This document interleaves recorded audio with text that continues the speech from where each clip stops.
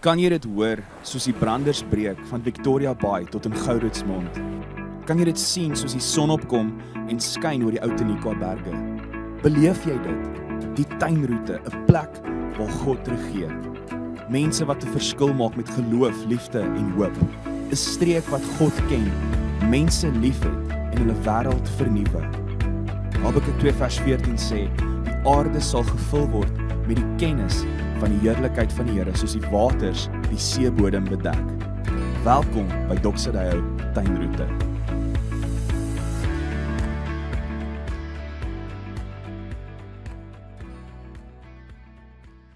Goeiedag, my naam is Andrei en ek vorm deel van ons Tuinroete span en dit is so lekker om op hierdie dag saam met jou te kuier en om dan ook so 'n nuwe reeks in te lei. Maar voordat ons nou so in die nuwe reeks ingaan, dan wil ek eers 'n bietjie terugkyk net op die laaste paar weke wat ons gesels het oor sy bloed. En spesifiek waaroor ons gekyk het oor Paasnaweek, is dat met die kruisiging het Jesus die beslissende oorwinning behaal oor die vyand. En omdat hy daai beslissende oorwinning behaal het, nooi hy ons in 'n lewe in om saam in hierdie oorwinning te kan leef.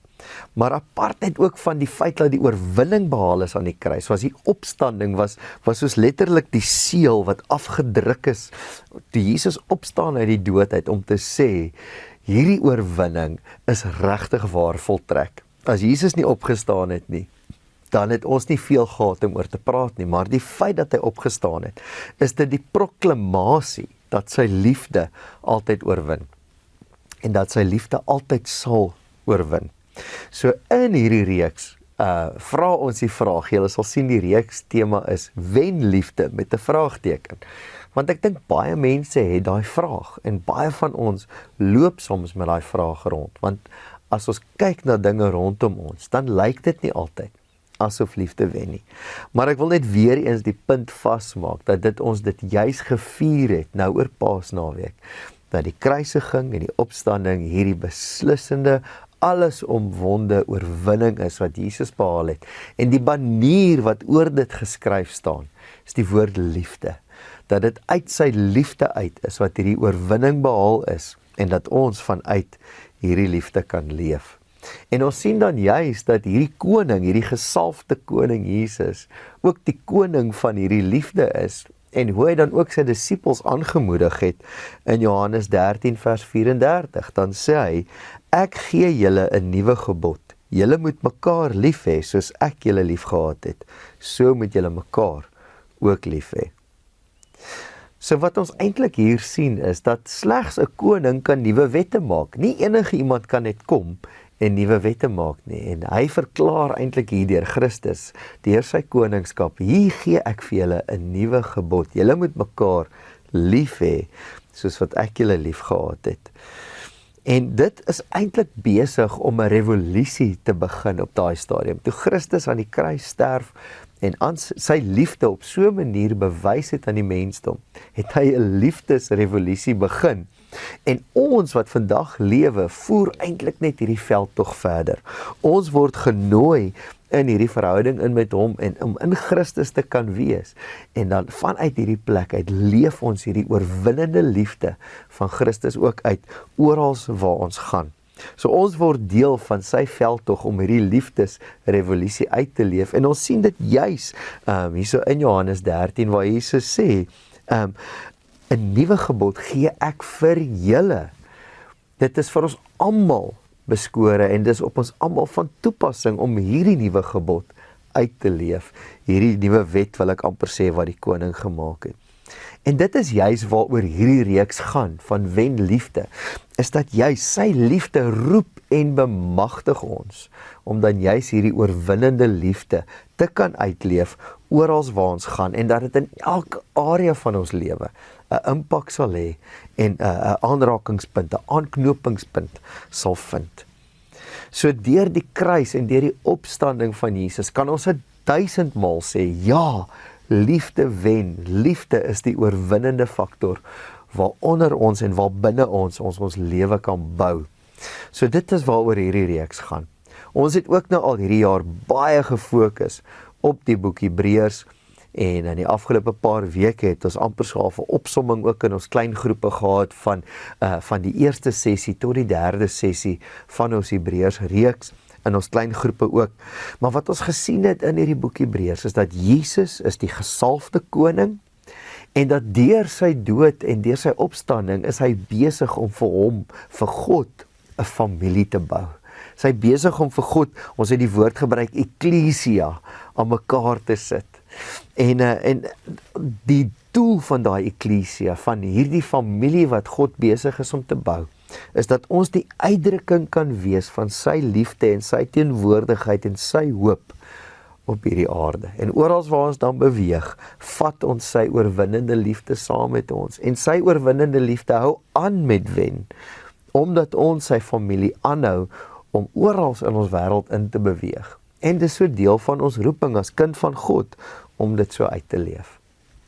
Nou in Hebreërs 13, vers 20 tot 21, sien ons dat Jesus genoem word die herder van sy kudde. Nou ons weet, Jesus self het hierdie woorde ook gesê, dat hy die goeie herder is, en sy skape ken sy stem en volg hom.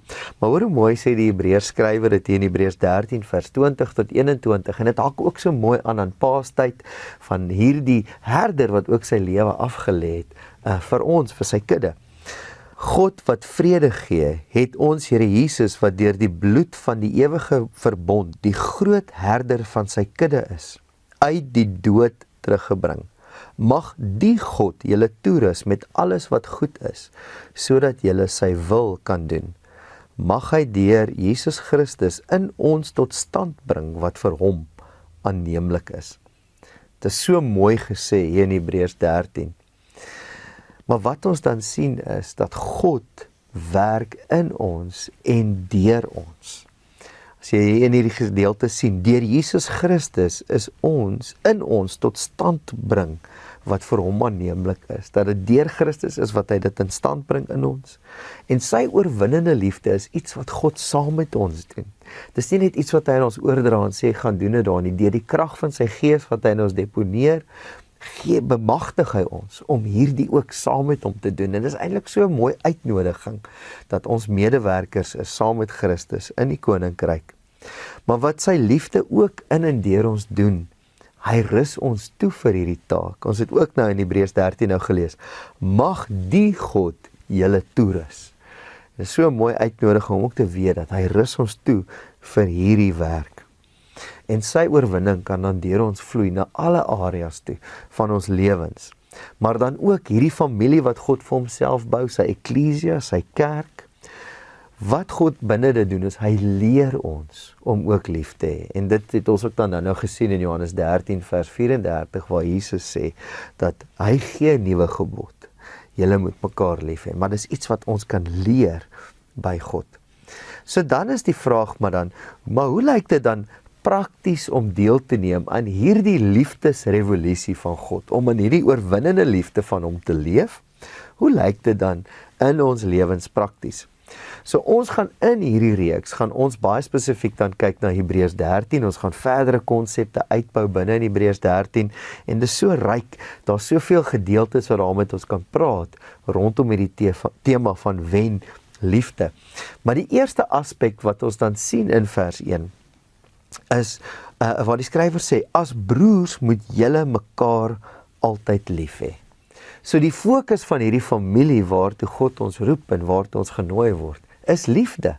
Dis nie net die banier oor Christus se oorwinning aan die kruis en die opstanding nie, dis ook die banier oor ons lewe, om te sê dat ons as broers, en eintlik sê die skrif ons uit, dit sluit susters in, dis nie net die manne nie, moet ons mekaar lief hê. So liefde, ons word die voertuig, waardeur God aanhou, om sy oorwinnende liefde na hierdie wêreld toe te vat. En Johannes 13 vers 35, net so versie verder as wat ons nou gelees het, sê Jesus, as julle mekaar lief het, sal almal weet dat julle my disippels is. So ons sien ook dan juist deur hierdie liefde vir mekaar, gaan die wêreld die kentekens, die vrug sien, dat ons sy disippels is. En wat dit dan doen is, wanneer ons eensgesind is in ons liefde vir mekaar en hierdie pad saamstap, dan sien die wêreld wie volg ons, met ander woorde agter wie loop ons aan, ons is Christus se disippels, maar ook dit word die kenteken van jou lewe, is liefde. Jy word geken daaraan dat jy liefde het. Maar ek wil ook net sê, hierdie broederlike liefde is nie soos wat ons in die moderne tye praat van bromance nie, dit het niks daarmee uit te waai nie. As hy sê broers julle mekaar lief hê, dan praat dit van gesinsliefde of familieliefde, 'n liefde wat insluit. So ek dink 'n aspek wat in hierdie eerste week vir ons uitgelig word dan ook, is die aspek van gasvryheid. Nou ek weet nie wat dink jy aan as 'n mens praat van gasvryheid nie, maar gasvryheid gaan juis daaroor dat ons insluit en dat ons mense wat amper wat randfigure word, kan insluit en nader trek en deel maak van die gesprek. So Hebreërs 13 vers 2 sê die volgende: moenie nalat om gasvry te wees nie. Want deur gasvry te wees, het sommige mense, sonder dat hulle dit geweet het, engele as gaste gehuisves. Nou dit is so mooi gestel, dat die vertrekpunt is, as broers moet ons mekaar lief hê, en dan moenie nalat om gasvry te wees nie. Die klem wat daar geplaas word om gasvry te wees. Nou in die Ou Testament het God al reeds 'n groot saak gemaak daarvan, dat vreemdelinge, dat mense wat juis randfigure geword het, dat hulle moet deelgemaak word en verwelkom word onder die volk. God het dit deel gemaak van die wet. In Deuteronomium 10 vers 18 en 19 sien ons die volgende: hy wat God is, hy laat reg geskied aan die weeskind en die weduwee. Hy het die vreemdeling lief en gee vir hom kos en klere. Jy moet ook die vreemdelinge lief hê, want jy was self 'n vreemdeling in Egipte gewees. So waarna die hier in Deuteronomium verwys word ook, is Israel wat ook vreemdelinge in Egipte was. En toe hulle vreemdelinge in Egipte was hulle onder slawerny gewees. Maar God het uit sy liefde uit hom ontferm oor die volk Israel en 'n pad met hulle gestap en hy het hulle vrygemaak vanuit hierdie slawerny uit. In Egipte was hulle slawe en God het die volk kom vrymaak, om ontferm, uit hulle aanvaar, uit hulle ingeneem as sy eie. Waar hulle vreemdelinge was, het hy vir hulle gesê, hulle behoort ergens. En God het vir hulle die geveg en hulle losgekoop en hulle vrygemaak. En ons het ook nou in die Paastyd daaroor gepraat, hoe Israel vrygekom het uit Egipte, en die hele Pasga maaltyd, wat 'n viering was daarvan, die herinnering daarvan, van hoe hulle eens op 'n tyd slawe was in Egipte, en hoe hulle vrygekom het. Maar is dit nie maar ook ons storie nie? Elkeen van ons se storie, dat ons vrygekoop is deur die bloed van die lam, dat ons vrygekoop is deur die prys, die offer wat Christus betaal het vir my en jou. En deur die feit dat hy gesterf het en opgestaan het, het Christus aangekondig, het 'n nuwe era, 'n nuwe tydperk vir die mens het aangebreek, waarin al die vreemdelinge nou toegang het, waarin al die vreemdelinge nou aanvaarding kan vind, waarin al die vreemdelinge verwelkom kan word in God se teenwoordigheid, in sy liefdesrevolusie. En ons het juis nou in hierdie Paastyd so oor dit gepraat, hoe hy ons almal kom insluit het, deur sy dood, deur sy opstanding, en dat dan nou vir ons aanvaarding is. Jy is nie meer 'n buitestander nie, jy is nou deel van die binnekring, jy word uitgenooi, jy word verwelkom. Dis die hart van gasvryheid, is die feit dat God vreemdelinge verwelkom, en net so doen hy met ons ook. Hy verwelkom buitestanders om hom te kan ken en om hom lief te kan hê. Nog sommer net so grappie uit my eie lewe uit. Jy weet, ek het baie sproete en obviously rooi hare. En daar was 'n era, daar was 'n tyd, veral toe ek op laerskool was, waar dit 'n vreemde ding was. Waar dit gemaak het dat ek 'n vreemdeling was, want ek het anders gelyk as die res. En obviously het ek maar bietjie onder 'n sekere mate van bespotting deurgeloop, en ek het altyd later in my lewe die grappie gemaak. Ek was so op my eie en so alleen gewees. My ma moes 'n klompie choppies om my nek vasmaak, dat die hond daarom net met my sou speel. Maar jy weet, daai gevoel van om eenkant gestoot te wees, om eensaamheid te beleef en om uitgewys te word as jy's anders, jy pas nie in nie. Dis nie 'n lekker plek om te wees nie. Dis inteendeel, dis uitdagend. En in daai plek van alleenheid, in daai plek van verstotenheid, kom God en hy sê, jy's nie meer 'n vreemdeling nie. Ek aanvaar jou en ek verwelkom jou. Dis wat God vir ons gedoen het. In Efesiërs 2, vers 12 en 13 lees ons die volgende. In die tyd was julle sonder Christus, uitgesluit uit die burgerskap van Israel, ver van God af, sonder deel aan die verbonde en die beloftes wat daarmee saamgehang het, sonder hoop en sonder God in die wêreld. Maar nou is julle een met Christus Jesus. Julle wat vroeër ver van God gelewe het nou naby gekom deur die bloed van Christus. Weereens so mooi is dit, dis die prentjie van Paasfees. Die bloed wat hierdie koning Jesus vir ons gestort het, die offer wat hy gebring het ons naby gebring, het vir ons aanvaarding gebring. Dis hoekom ek sê, dis die hart van gasvryheid, is hierdie aanvaarding en om verwelkom te word in God se liefde en sy barmhartigheid teenoor ons. Maar dit spoor ons dan ook aan, nie net om te weet ons is aanvaar by God nie, maar ons moet ook so begin leef. Dit laat my dink aan waar Jesus in die bokamer net voor die pasgamaaltyd het hy sy disippels se voete gewas. En toe hy dit klaar gedoen het, sê hy, dit wat ek aan julle doen, moet julle ook aan ander doen. So moet julle mekaar ook dien. En dit het ook ons koning se dienende hart kom wys, eintlik 'n hart van gasvryheid, wat sê ek is bereid om die minste te wees en jou te dien en jou behoeftes bo my eie behoeftes te stel. So ek dink, voordat ons kom by 'n paar vrae om aan te dink, laat dit my ook dink aan 'n storie wat hierdie dalk vir ons bietjie prakties kan uitbeeld van hoe kan ek en jy dan ook 'n verskil maak deur gasvryheid en eintlik hoe eenvoudig 'n stuk aanvaarding iemand se lewe kan raak. Ek ken 'n storie van 2 studente, hulle is seker al in hulle 2de of hulle 3de jaar, so hulle nou saam in die kamer daar, en hulle praat so saam, hulle kom al van skooljare af saam, die 2 studente. En die een vriend sê vir die ander een, onthou jy wat ek en jou ontmoet, onthou jy hoe dit gewerk, toe ons mekaar die eerste keer ontmoet het. En die een sê vir die ander, ek kan nie daai dag onthou nie, die een sê ek onthou dit asof dit gister was.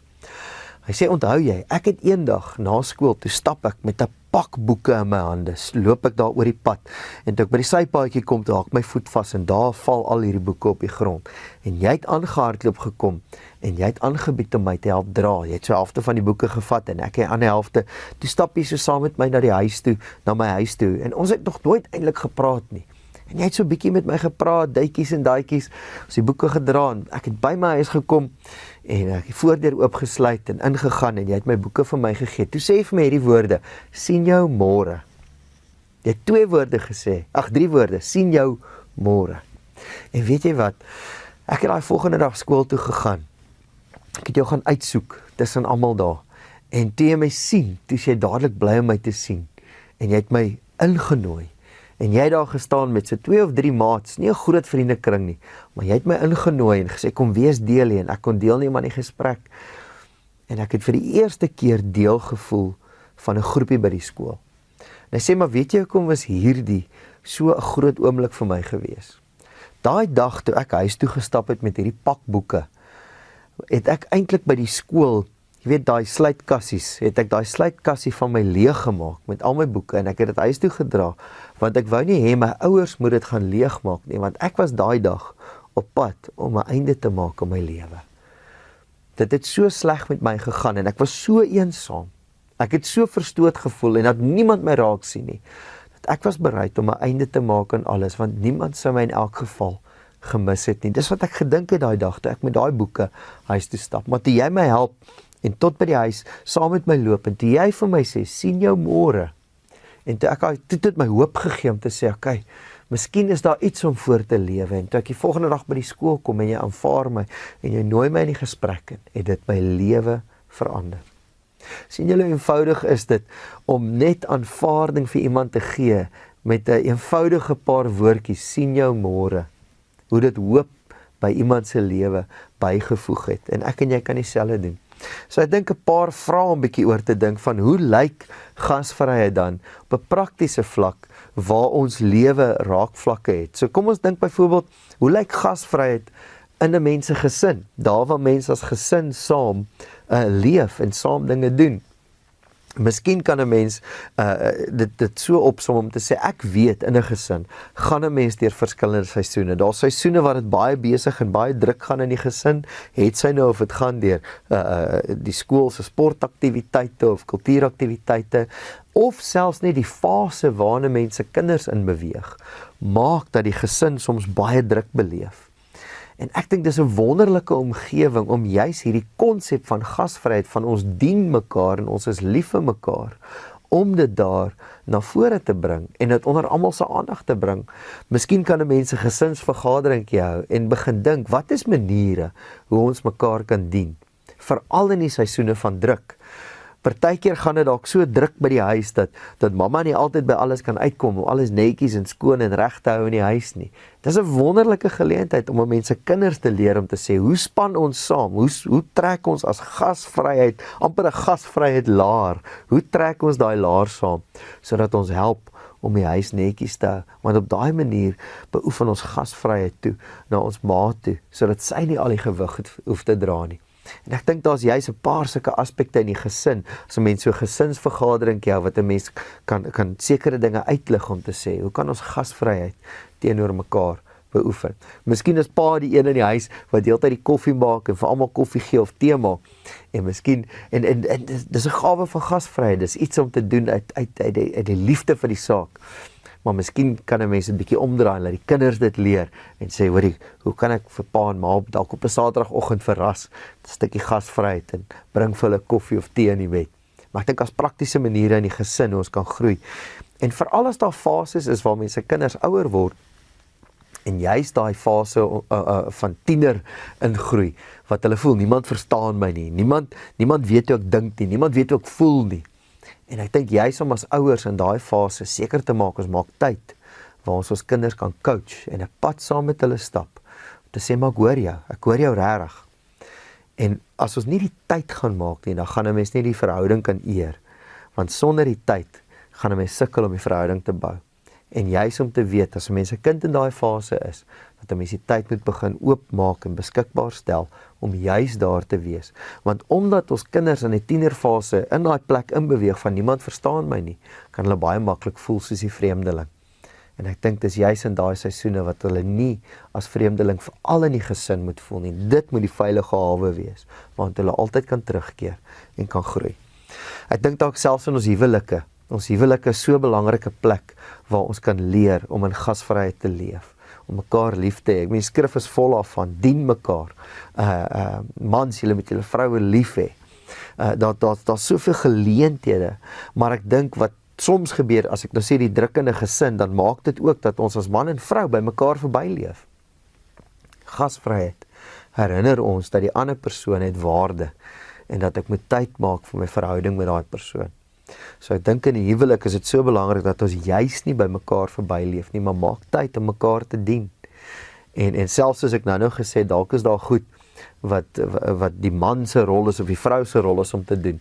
En as jy sien, jou huweliksmaat is onder druk, gaan dink 'n bietjie deur, wat is van daai rolle en dink, hoe kan ek miskien iets van daai optel? Hoe kan ek daai bal optel, sodat daar net so 'n bietjie gewig van hom of haar se skouers afkom, dat hulle kan agterkom, maar joh, my huweliksmaat dien my regtig. Dis 'n stuk gasvryheid wat ons so kan uitoefen na mekaar toe.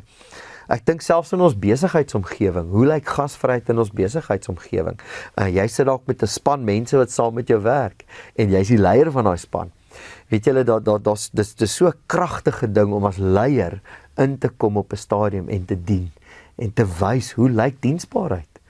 Want dis juist wat Jesus gesê het toe hy sy disippels se voete gewas het. Ek gaan julle dien en so moet julle aan mekaar doen. Daar's die Engels sê dit so lekker, servant leadership, om deur die manier van hoe jy dien, mense ook te lei. En ons sien dit in Jesus se lewe. Hy het op daai manier hy gelei deur diensbaar te wees. En jy kan letterlik die atmosfeer van jou besigheid verander, want die motivering van hoekom mense jou volg verander ook. As die motivering vir mense is dalk net die finansies wat hulle kry, of selfs vrees, omdat ek in beheer staan van alles, gaan ek jou met vrees dwing en dreig, dan is ons eintlik besig om te werk volgens die sisteme van hierdie wêreld. En Christus kom en hy leer vir ons 'n andersom koninkryk, en dit is gebou vanuit liefde uit. So dis hoekom ons ook praat oor wen liefde, om liefde so in die werksplek in te vat, dat jy eintlik mense oorwen deur hulle liefde hê. En dan laastens, hoe lyk gasvryheid in ons gemeente? Hoe lyk dit as 'n kerk gasvry is?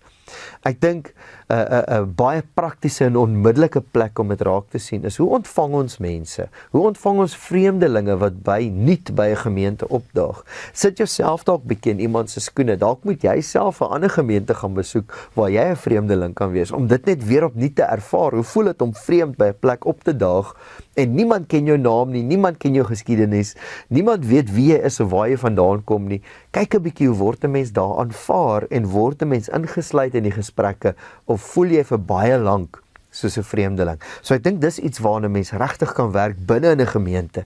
Is hoe aanvaar 'n mens die vreemdeling, die persoon wat nuut opdaag? Maar ook, neem ek en jy verantwoordelikheid om mense te nooi na ander geleenthede toe, soos ons klein groep geleenthede, daar's groei geleenthede, nooi ons mense na geleenthede toe saam, want dan is ons aktief besig om vreemdelinge nog nader te trek. Dis amper 'n nadere stapie as net hoorie, baie welkom by die gemeente, maar dis amper om te sê, baie welkom ook by die gemeenskap van hierdie gemeente, om saam te groei, saam te leef. Maar ek dink ook 'n gemeente is nie net daar om vreemdelinge in die gebou of in die gemeente in te nooi nie, maar ook, hoe is 'n gemeente besig om daar buite 'n verskil te maak? Hoe is ons besig om daar buite hierdie gasvryheid ook uit te leef, sodat mense daar kerk en aanvaarding en liefde kan beleef? So dit is waar mense in die gemeenskap dalk uitgesluit voel.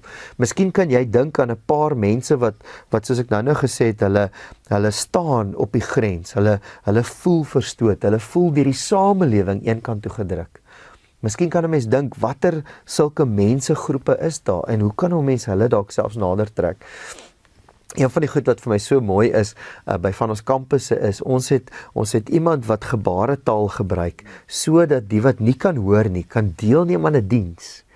En dink net daaraan, as jy nie kan hoor nie, daar's musiek en daar's iemand wat preek, jy gaan voel soos 'n vreemdeling, maar jy's om spasie te maak in 'n diens vir iemand om met gebaretaal, om juis hierdeur te praat, help dat mense kan voel, maar ek voel deel, ek voel ingesluit, die vreemdeling word raak gesien en deelgemaak van die gesprek. So dis maniere hoe ons as 'n gemeente in die gemeenskap dan ook 'n invloed kan hê, deur gasvryheid en deur dit daar uit te leef. So net 'n paar laaste gedagtes is dat gasvryheid is hoe ons onsself gee aan ander.